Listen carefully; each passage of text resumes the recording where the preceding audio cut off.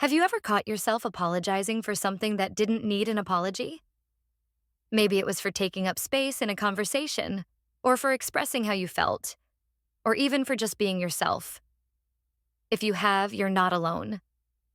So many of us have this reflex to apologize, not because we've done something wrong, but because we feel like we are something wrong. Like we need to shrink ourselves, to soften our edges, to fit into some version of who the world thinks we should be. But here's the thing. You don't need to apologize for who you are.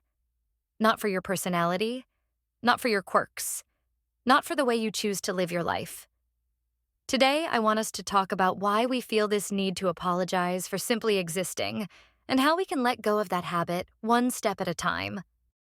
1. Why we apologize for being ourselves. So, why do we do it? Why do we apologize for things that don't need an apology?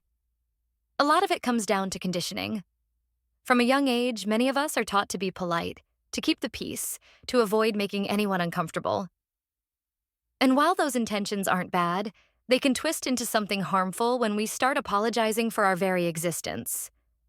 We've also been fed this idea that being too much is a problem.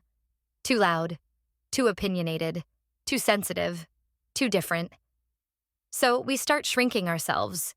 We tone down our laughter, we filter our words, we dim our light, all to avoid being too much for the people around us.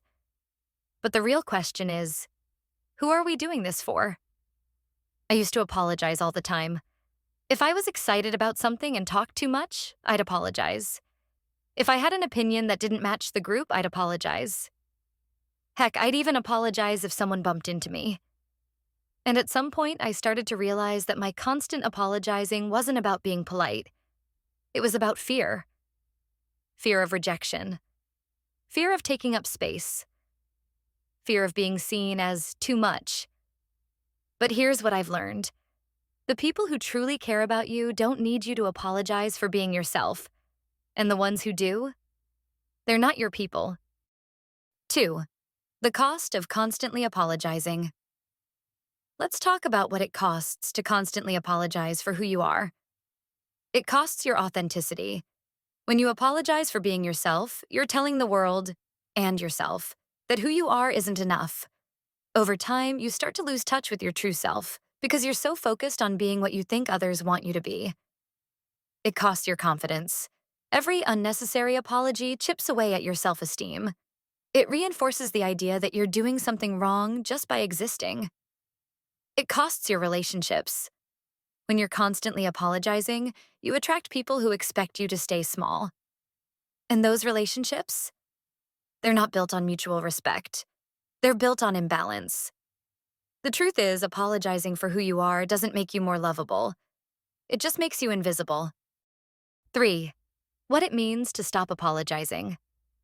So, what does it look like to stop apologizing for who you are? It doesn't mean you stop caring about others' feelings. It doesn't mean you become rude or dismissive. It means you start valuing yourself as much as you value the people around you. It means recognizing that your voice, your needs, your opinions, they matter. And you don't have to water them down to make someone else comfortable. Stopping the apologies is about stepping into your power.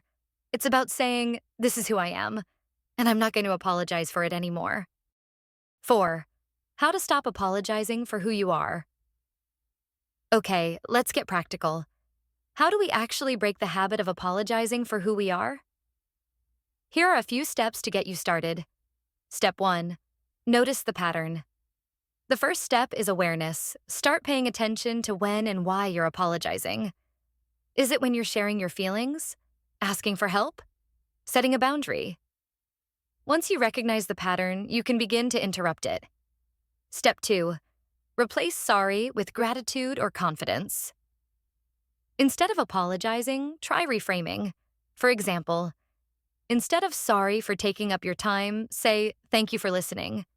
Instead of sorry for being emotional, say, thank you for understanding. Instead of sorry, but I have to say this, say, here's what I think. It's a small shift, but it makes a huge difference. Step 3. Practice saying no. A big part of unapologetically being yourself is learning to set boundaries. And that means saying no when something doesn't feel right for you, without over-explaining or feeling guilty. Step 4. Embrace your too much. If someone thinks you're too much, that's a reflection of their limits, not yours. Your big laugh, your bold ideas, your intense emotions, they're not flaws. They're part of what makes you unique. Embrace them. Celebrate them. Step 5. Surround yourself with the right people. When you stop apologizing for who you are, you'll notice something beautiful. The right people will show up. People who love you for your authenticity. People who celebrate your quirks. People who make you feel seen, not small. 5. The freedom of living unapologetically. When you stop apologizing for who you are, you set yourself free. Free to speak your truth. Free to take up space. Free to live a life that feels authentic and fulfilling. And here's the best part. When you live unapologetically, you give others permission to do the same. Your courage inspires courage. Your authenticity creates a ripple effect. So, here's my challenge for you. Stop apologizing for who you are. The next time you catch yourself saying sorry for something that doesn't need an apology, pause, take a breath, and remind yourself, you have nothing to apologize for. You are worthy of love, respect, and belonging, not because of how well you fit into someone else's expectations, but because of who you are. And who you are? That's more than enough. If this resonated with you, let me know in the comments. What's one part of yourself you're ready to stop apologizing for? I'd love to hear it. And if you found this helpful, don't forget to like, subscribe, and share this with someone who might need a reminder that they're perfect just as they are. You don't need to shrink yourself to fit someone else's mold. You don't need to apologize for being you. So stand tall, take up space, and live unapologetically.